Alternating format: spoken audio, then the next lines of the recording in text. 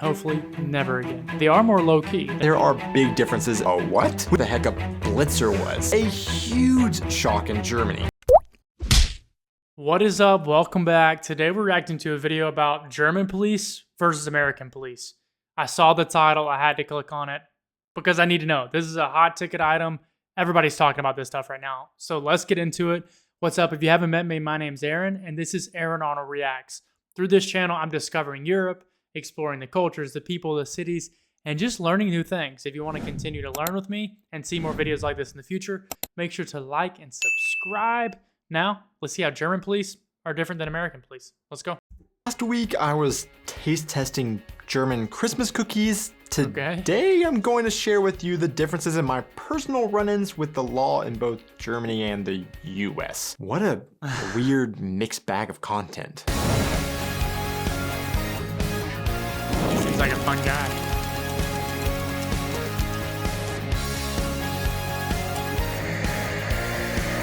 Hey guys, and welcome back to our channel. I am Donnie, and along with my wife Aubrey, we are two Americans currently living in Germany with our baby, sharing all of our experiences living and traveling throughout Europe. I hate talking politics on YouTube, and I've said this multiple times on our channel, but when we're talking about the police, for a lot of people, this can't help but be a political topic, unfortunately. I think more so, this is especially true in the US, where the police have become such a hot button topic. So All right, it's even true right now. It's like insanely true with ICE and everything going on. You know how big it is. It's global news. for those of you that think that this is what this video is, it's not. What this video is me talking about my personal and individual observations of police between the US and Germany through my interactions and encounters with them in both countries. Yes, because I have had encounters with the police in both countries, unfortunately. But we'll get to that in a second. So yeah, I have to say that my worldview is of course shaped by who I am and where I'm from in the southern US state called Oklahoma, and where I live now in a southwestern German state called Rhineland-Pfalz. But you may have completely different experiences, which I would welcome hearing in the comments below. Also, in both the US and Germany, there are lots of different levels and types of police forces in the state, federal, or even city levels, for example. But I'm not going to get into all of those specifics in this video. This video is about the basic, general, overarching term police in these two countries. And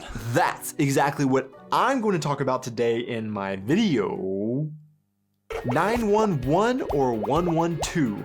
Here's the police in my view. For Americans watching, if you come to Germany, the word for police in German is Polizei. So technically different, but also basically the same. In general, this is what a police officer looks like in the US, and this is what one looks like in Germany. There are sometimes variations to uniforms based on what specific type of police they are or where they are located, but this is generally what you can expect to see. For me as an American, one of the most interesting things to find out when I first saw German police was what they actually carry on them. In a previous video where I talked about things I thought about Germany before moving here, there is a general belief that Europeans are so anti-gun that they don't really exist in Europe, and sometimes there can be false rumors created that European police officers don't even routinely carry guns. And that may be true in some cases for some other European countries, but I remember specifically when we first moved here looking to see if German police officers routinely carry guns, because I thought that they might not based on those American rumors. But I learned that the German police do in fact generally carry firearms. So overall, the general appearance and I guess what they carry actually isn't that different in my opinion and experiences, unless of course we are comparing German police specifically to the Texas Highway Patrol, which do look very, well, Texas. So besides the actual police officers themselves, the other iconic part to police forces are their vehicles, of course. So first off, in the US, I've seen a picture that floats around Facebook to show a supposed problem with American police forces, and that is this one. Of course, this isn't exactly a German police car on the left, that would actually be this. But the entire point of this post is kind of lost when I then informed these American friends that there are actually, in fact, undercover police cars in Germany as well, and non-undercover American police cars exist of course, as well. However, I will definitely admit that in general, the German police cars are much more visible and recognizable immediately because of the bright colors they use. All right, that's so true. I've never thought about that. The police cars in Europe are actually very bright. You can see that police is coming from a mile away. That's a classic American phrase if you don't know it. In the US, the law is normally undercover. They're a lot more hidden. Yes, if you see it in the perfect angle, you can see that it's police and these things. But they are more low-key. They're not as visible.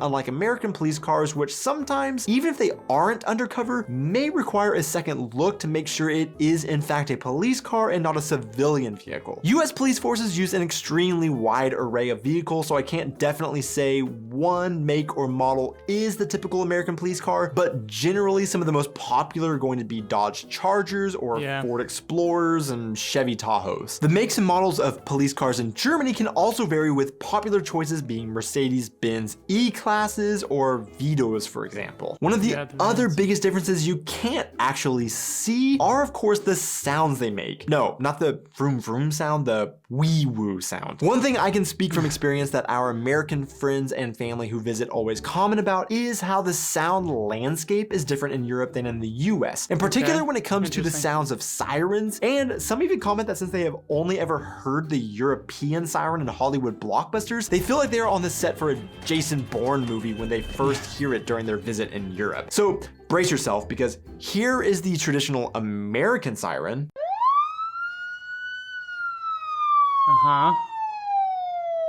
And the German siren.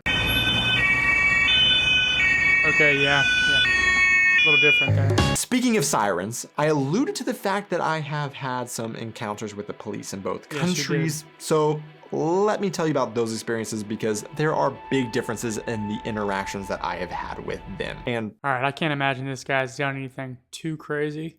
At least I don't imagine. He doesn't seem like the type.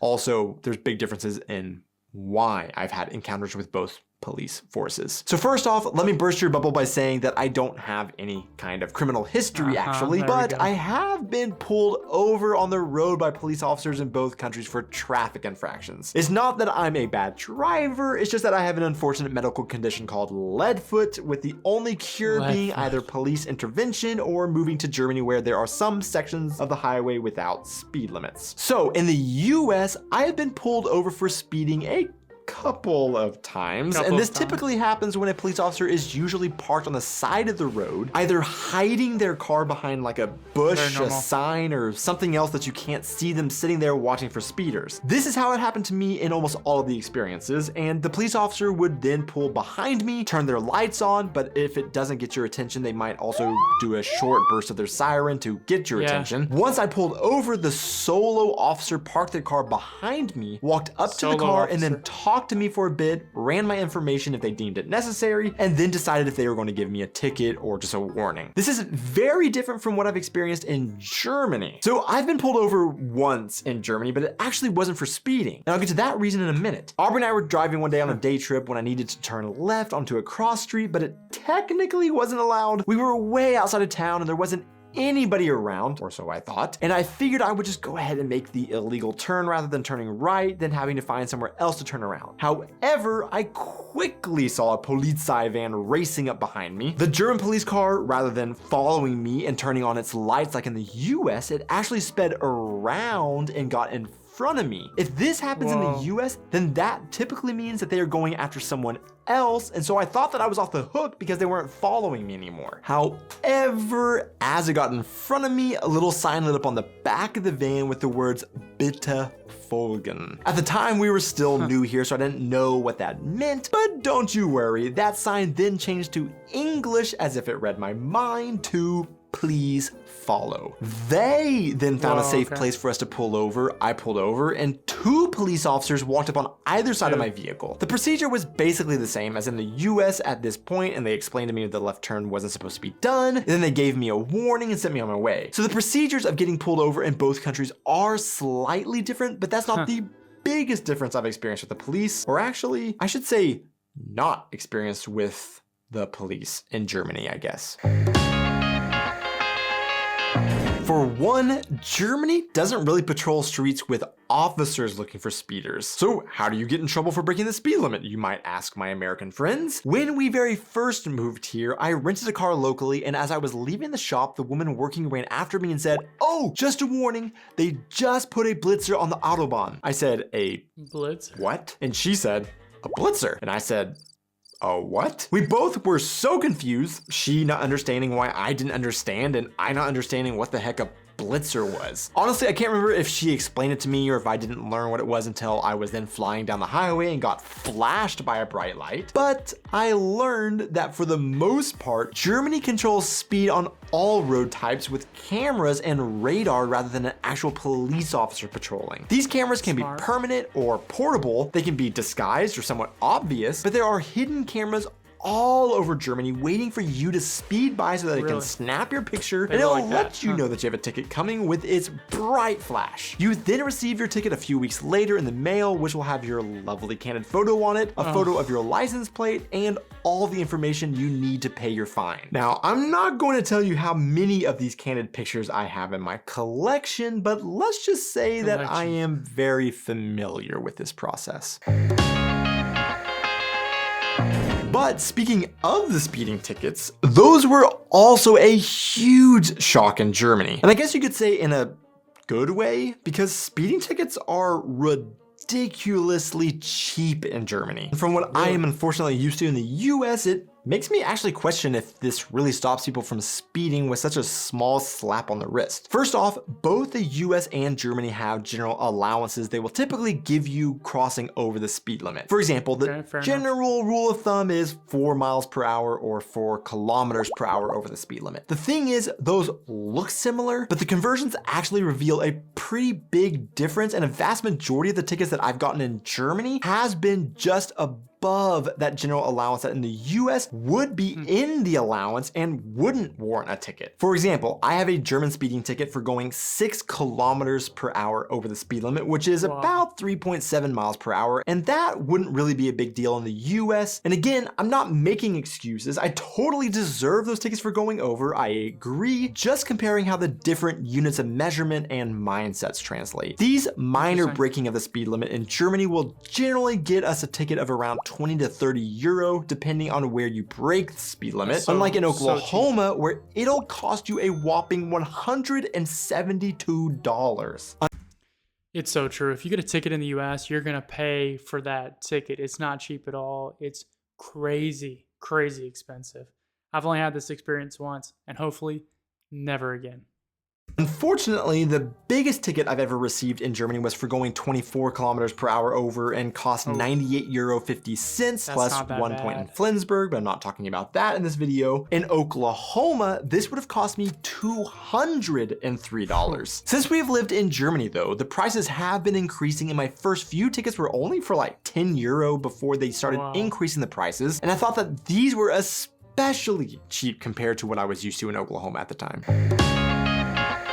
That's crazy. One other thing that we've taken note of in Germany, and was actually subtly mentioned in my being pulled over stories, and that is the fact that American police do sometimes travel around in pairs or groups, but generally you see police officers on patrol alone, whereas in Germany, we've noticed that we generally see police officers at least in pairs a vast majority of the time. We've seen this and taken note of it so much so that I've even looked up to see if German police officers are required by law to work in pairs, and I found on the City of Hagen's police Facebook page this exact question asked, and they explained no, that they don't actually have to. But like I said, in the US, I'm used to seeing police officers generally working alone enough that I notice it as a very big difference in Germany, where nearly every policeman or woman has a partner with them at all times. To be Alright, that's so true. I've seen that all the time in Europe. Police cars always have more than one people, like always. I've never seen a solo police officer in a vehicle. It's always more than one. To be honest, I think this is a great practice and should be more encouraged, as it can hopefully provide more accountability and help in high stress situations, rather than leaving it up to one person to figure out how to police a situation. I agree. Of all the differences that I have found and noticed about the police in the US and Germany, the most shocking difference for me is what it requires to become a police officer. So first off, police in the US are not awarded any kind of diploma or degree for completing training as a police officer, and there are also no college degree requirements to join the police. In terms of how long it takes to become a police officer, I found the City of Oklahoma City Police's website where they described for their police force that police academy lasts approximately 28 weeks, and upon successful completion of the academy, the recruit is assigned to the field training officer program for 4 to 6 months. After this, the newly graduated recruits are assigned as solo patrol officers. So in total, it seems like we're looking at about 10 to 13 months of training before being able to go solo and fight crime. However, in Germany, the system is different in that in order to become a police officer, your training is a Bachelor of Arts degree and is a minimum of 3 years of studying before you can call yourself a police officer. So essentially 1 year of training, at least in Oklahoma, versus 3 years of training in Germany, with German officers also receiving a university degree from their education. To me, a huge difference. All right, that was an amazing video. I had no idea of all those differences, and they're pretty drastic. 3 years of training versus 1.